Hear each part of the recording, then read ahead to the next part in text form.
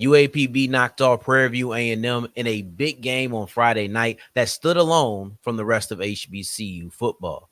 Oh, yeah, it's locked on HBCU.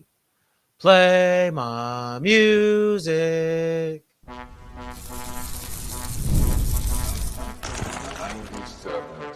You are Locked On HBCU, your daily podcast covering HBCU sports. Part of the Locked On Podcast Network, your team every day. What's going on, family? Welcome back to another episode of the Locked On HBCU podcast, your number one daily one-stop shop for everything HBCU athletics, Monday through Friday, part of the Locked On Podcast Network, your team every day. And I, of course, am Darian Gray, a.k.a. the Mouth of the South, Texas Southern alum and former TSU Herald Sports editor and current contributing writer at USA Today's Saints Wire. Thank you for going on this journey with me. Make a Locked On HBCU your first listen of the day every day. And remember, just because the mic cuts off does not mean that the journey is over. Just means it's time to follow me on Twitter at South Exclusives. Starts with an S and ends with an S. Today's episode is brought to you by FanDuel. Go to FanDuel.com to get started. And if you put down a $5 bet, you get $200 back in bonus bets from my new people. Go to FanDuel.com to make every moment more. We'll wrap up today's episode with an Under the Microscope segment. If you watched yesterday's 6:30 live show, whether you were live, caught it later, listened to it on audio, or saw it on YouTube, you either heard or saw me come to the realization that we could do Under the Microscope. For me, that was just a matter of hours ago that I came to that realization. But for you, it may have been, you may have got some good night's sleep before you were able to catch today's episode early in the morning. But we'll do that in segment 3. In segment 2, it's time to read some obituaries. All right, I'm excited. Now, I'm not a sick guy, I promise. But we're reading the Prairie View A&M obituary. And as you see, ain't nothing better than your op losing when you lost. Whew, I don't even feel as bad. Because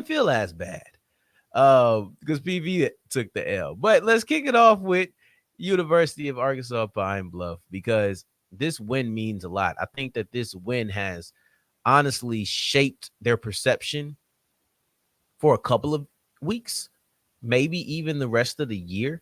I'm sure Alonzo Hampton loves playing these Texas Southern or these Texas teams. His one victory last year was against TSU. His one victory so far this year, to my swag was his one victory this year, UAPB versus Prairie View A&M, which we're covering right now. Like, I don't know what it is, but he enjoys playing these Texas teams. So last year he beat TSU and lost the PV. So he splits. I'm hoping that he splits again this week or this year in general. But yeah, this was a big game, man. And I think that the timeline of it really plays a part. I think that the timeline in PV versus UAPB, it's important because the truth of the matter is, I don't know how many people were checking for this game if it's on a Saturday, right? And I'm just being real. I hope this don't come off as disrespectful. I just think it's honest. And I don't know how many people were checking for Pine Bluff versus Prairie View A&M on a Saturday when you have a lot of other options. I just don't know. Does it get the clicks in front of Texas Southern versus Southern? I don't know. Does it get the clicks in front of Tennessee State Homecoming? I don't know. Does it get the clicks in front of Grambling versus Alcorn? I don't know. But just in general, because not all those games were at the same time. But in general, it being Friday night, it didn't feel like it was anything else on. It was 8:15. I stayed up. I was exhausted. But like in the HBCU landscape, I think a lot of people who weren't watching UAPB, a lot of people who weren't checking on what's going on at Pine Bluff, I think a lot of people in those shoes, in those situations, said, well, it's Friday, not watching anything else. Let me go ahead and click it on. And this was kind of their introduction to UAPB. So in a way, this was their introduction to Mekhi Hagans and Javonnie Gibson.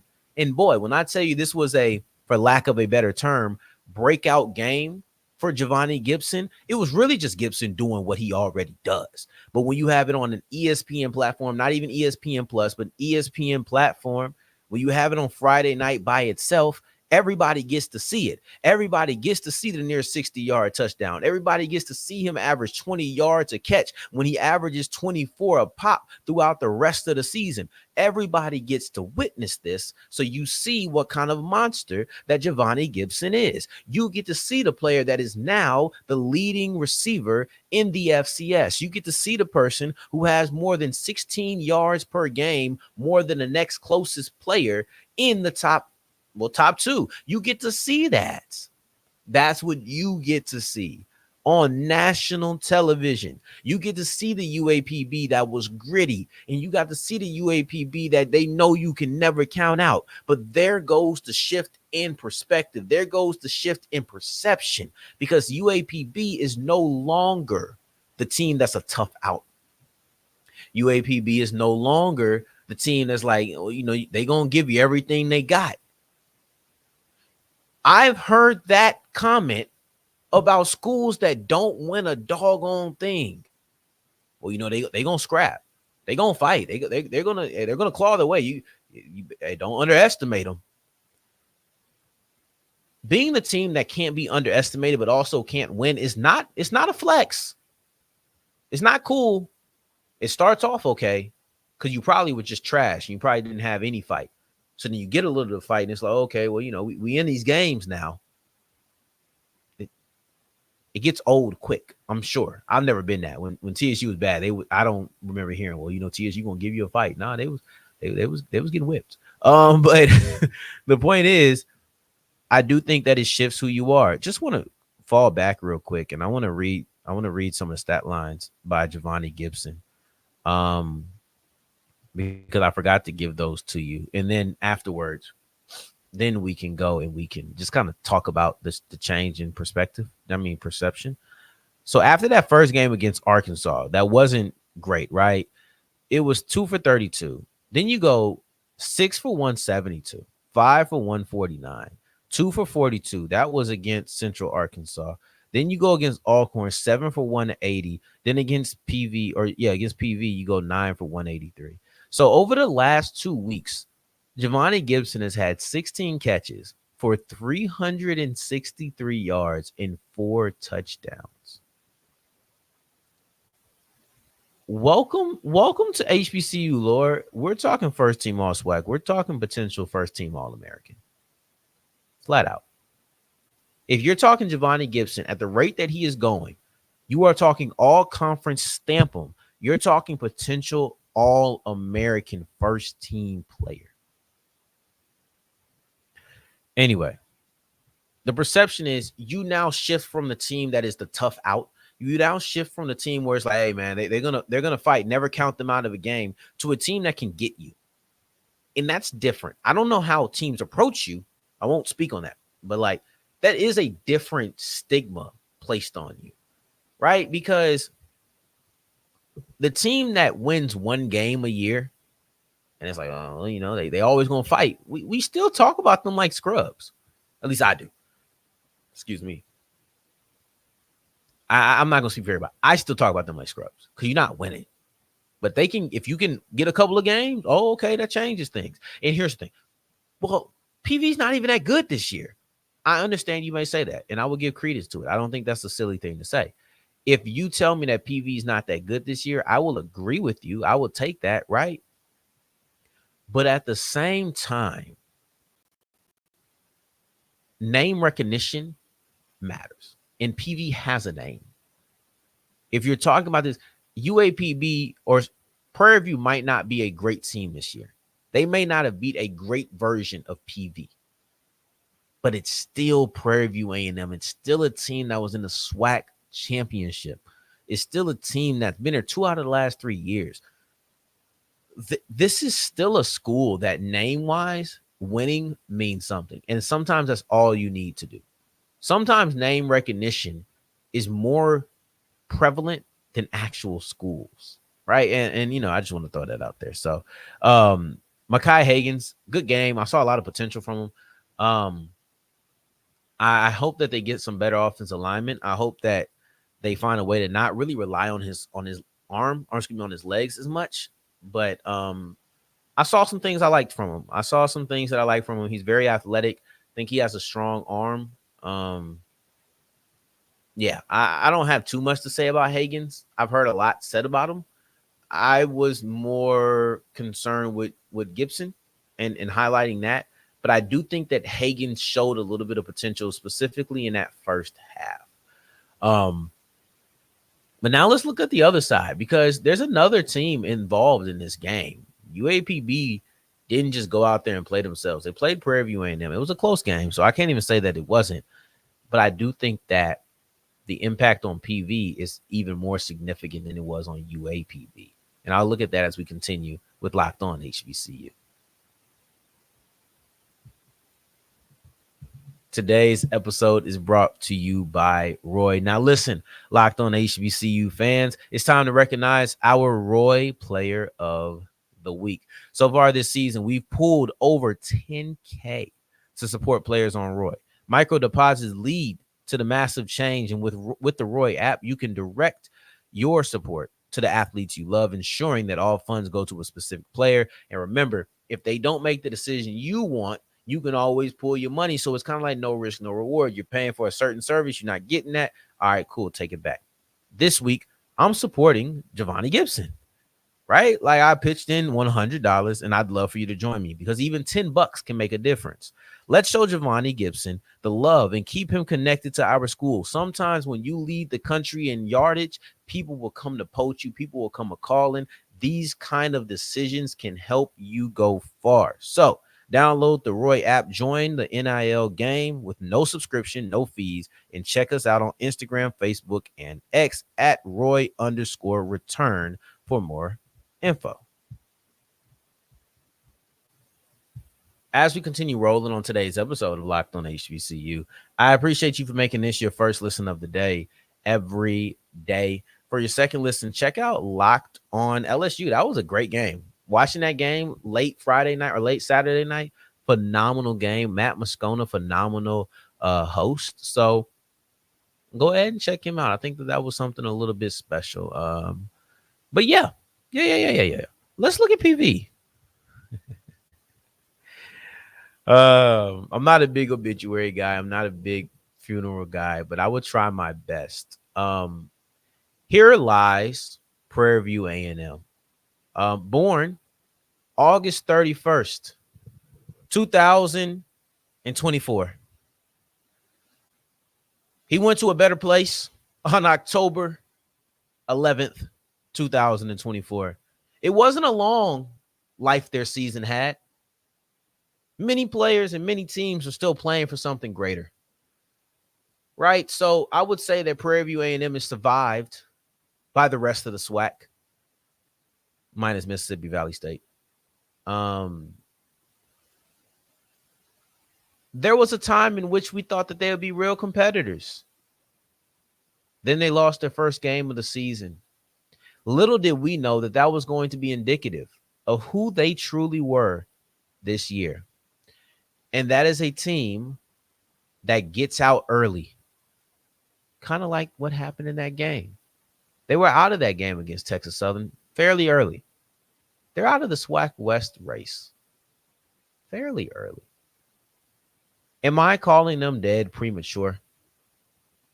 Did I hear the beep when I heard? Probably should have listened a little harder, and maybe we heard a beep, beep, beep, beep. Would I have? I don't know. But I'll say this. As I stand here, October 15th, you're hearing it. October 15th, halfway through the spooky season. If they were to revive themselves, it would be something straight out of a Halloween movie. Because to me, PV is dead and gone, right? PV is, their season is over. PV is a school that is currently 3 losses in the conference. Yikes. Oh my God. Prairie View A&M has lost 3 games in the SWAC. I wonder how I did. I think I did all right. That was cool. Let's get into Mouth of the South mode now. But the truth of the matter is, Prairie View A&M defeated Grambling. And when they defeated Grambling, I felt like, okay, maybe they could do something. When they defeated Grambling, I said, okay, maybe something can shake here. No. They came out in their next game and lost this matchup to UAPB. What's interesting in this is that I don't think anybody expected them to lose. I don't.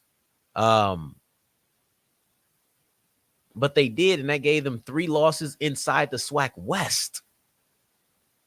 Do I know what UAPB is going to be? No. They could go on to lose multiple games. I don't know. But right now, if you're PV, you have losses to Pine Bluff, you have losses to Southern, and you have losses to Texas Southern. That's 3 teams in the SWAC West. Where are they going to lay out? I don't know. But I do know that you lost to each and every one of them. And if they have a 3-way tie with any of those, or a 4-way tie with any of those guys, or all of those guys, they've lost. PV has lost to Pine Bluff, Southern, and Texas Southern. So now that's 3 teams in your own division that if you happen to tie with, you lose the tiebreaker. I've come on here and I proclaim PV to be dead. I proclaim PV has no pulse. But here's the thing. They would have to win out, which I do not think they can do, and I will look at their schedule in a second. But they would have to win out, have 3 losses, hope that Alcorn loses to 3 teams, including them, and then hope that Grambling loses 1 more game. And I think that the best bet for PV is to win out and hope that you can fall into a tie with Grambling and Alcorn, because that would mean that you've already beat Grambling and then you will have beaten Alcorn, and that will give you a 3-way tie that you would win. I could see TSU losing another game, but my thing about that is Southern going to lose 3 more games? Maybe. Winning out means that you beat everybody else in the SWAC West. Alcorn would then have to lose 3 games. I guess it's possible. Like, it's not crazy. I just don't see PV winning out. That's the problem.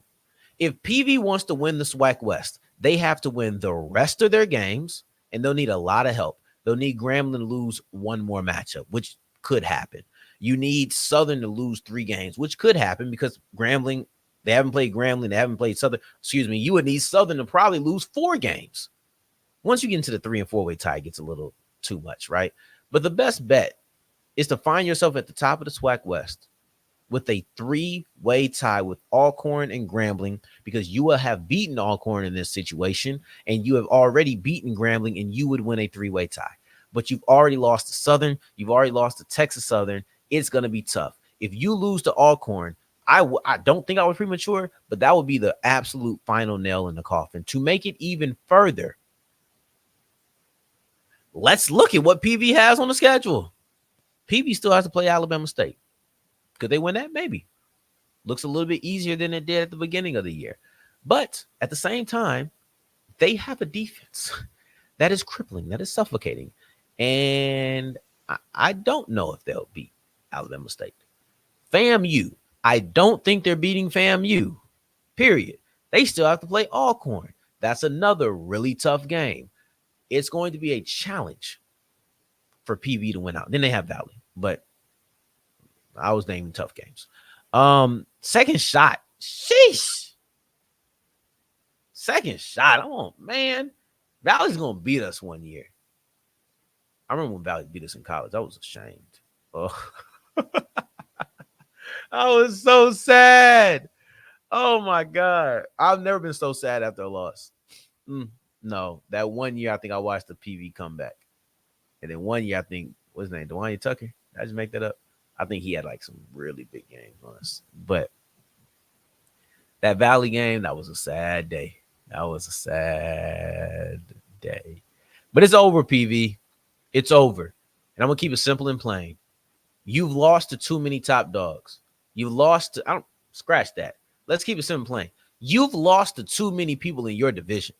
all three of your conference losses are also to teams who are in your division, which is going to significantly limit the amount of tiebreakers that you're able to win. And in addition to that, you also need to win out. And you still have Alcorn on the schedule. You still have Alabama State on the schedule. And I saved the best for last. You still have FAMU on the schedule. You need to win out with those three teams you have to face. I don't think it's happening. And I think your season is over. Anyway, as we push forward, we got under the microscope to wrap up today's episode. I got a couple of teams that I want to put under that microscope and tell you who we need to be keeping a closer eye on as we continue with Locked On HBCU. Today's episode is brought to you by FanDuel, and FanDuel is the official sports book of the Locked On Podcast Network. With FanDuel, I'm sitting here wondering, Saints, Broncos, how are we feeling? But yeah, I have questions. I have things I need to know. I have things that I'm wondering and I'm curious about. Go on FanDuel and try to make a little bit of money if you think you know the answers to this. Sean Payton returns to town. But in addition to that, you have the WNBA. I think game 3 of the finals is Tuesday. I could be wrong about that, and I also don't have enough time to check it out while we're talking about this. But MLB, everything in between. Yeah. It's Wednesday. Perfect. Anyway, go ahead and go to FanDuel.com. Wednesday is a long time for you to get to, so go ahead and check that out. And if you're new to FanDuel, put down a $5 bet. You get $200 back in bonus bets. It's really that simple. It's not complicated at all. You go to FanDuel.com, put down a $5 bet, get $200 in bonus bets, and make every moment more. As we're wrapping up today's episode of Locked On HBCU, I appreciate you for making this your first listen of the day every day, making it all the way to segment 3, and I thank you 2 times for that. Thank you. Got a couple of teams we're going to put under the microscope. We're going to keep this real simple. I talked to a mentor of mine. I think we're going to expand this under the microscope to expand and tweak. But I think we're going to do around the HBCU on a weekly basis. Got to figure out what day of the week I want to do it, but I think we'll try that next week. Right now, I'm leaning towards Wednesday, and that would also change our Wednesday ranking podcast. So, like, it would just be different. It would be a different thing. But I don't know. I do not know. Some weeks it might be an extra episode. I don't know. But I was talking to my mentor about it earlier, and I'm gonna try to give you guys some pretty cool content. So look out on Tuesdays or Wednesdays. I think right now we're looking Wednesday, but we're gonna do a wrap around the whole HBCU landscape. But for right now, we're just looking under the microscope. And the first team I want to put there is somebody who has residency under the microscope. The first team that I want to put under the microscope is Alabama State, and I know they're always here. They're always here, but they just put up 54 points. They just put up 54 points, and Kareem Key threw for 14 completions on 21 attempts. Excuse me. 14 completions on 21 attempts, 326 yards, and 4 touchdowns. The quarterback situation alone is a reason to say they're under the microscope. The quarterback situation alone is enough for me to want to monitor. And not because of Andrew Body, not because of Jonah O'Brien, but because they have a wide receiver playing quarterback. And he just threw for 326 yards and 14 touchdowns. I don't care that they were playing Valley. I don't care that Valley has not stopped anybody. I don't care that Valley is. I think Valley is the worst scoring defense in the conference. None of that matters to me. What matters to me is that Alabama State found a way to put up 54 points. And 54 is 54.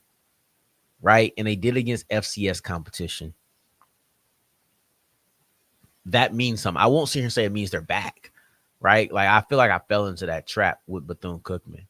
But what it does mean is I'm interested to see how well that this wide receiver turned quarterback, or really quarterback turned wide receiver turned back to quarterback.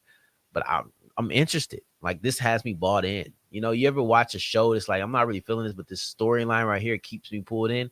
That's how I feel about it. I'm not loving everything that's going on at Bama State.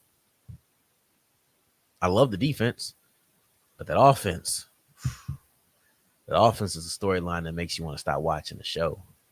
But yeah, so they're under the microscope. Howard, I just want to know what Howard got. They got Scroggins back at starter. They won a game this week, looking to go above 500 for the first time this year when they face Tennessee State. I'm fascinated, and I really want to watch, and I really want to know what they are. Scroggins is back in the lineup, so maybe that gives them a kind of a swing. Maybe they're like, you know what, the Tolbert experience wasn't working. We like Scroggins at the beginning. We want to go ahead and rock with him. We're getting into conference play. By that time, you don't want to keep going back and forth with QBs. You want to kind of just know who you're going to rock with. So that's why I have Howard underneath the microscope.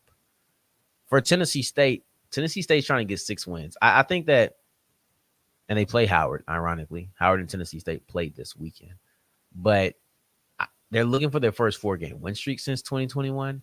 They're looking for the most wins since 2021. I think a victory in the next OVC Big South game would guarantee their first ever winning conference season. There's something going on special in Tennessee State, and I don't want to miss it because I think that we need to appreciate this. So that's a little bit of what we're doing. It's a little bit of a taste of the fact that, and then UAPB. Let me put UAPB on under the microscope too.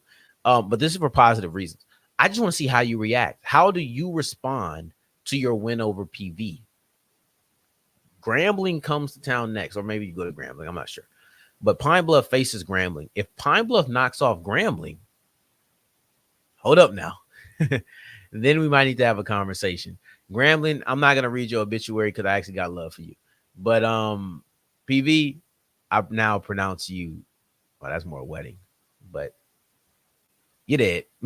So that is what it is, man. But I appreciate y'all for going under the microscope with me. Tomorrow, we'll be looking at something that's very fascinating about PV, or excuse me, very fascinating about FAMU versus Jackson State. And it's the fact that both of those teams feel perfectly designed to attack the opponent's weakness. So we'll look at that on tomorrow's episode, in addition to some of the rankings and things of that nature. So I think I know exactly how we're going to take it, but we'll see how it fills out tomorrow. So in the meantime, in between time, until the next time that we hear each other, family, take care, stay blessed. Peace.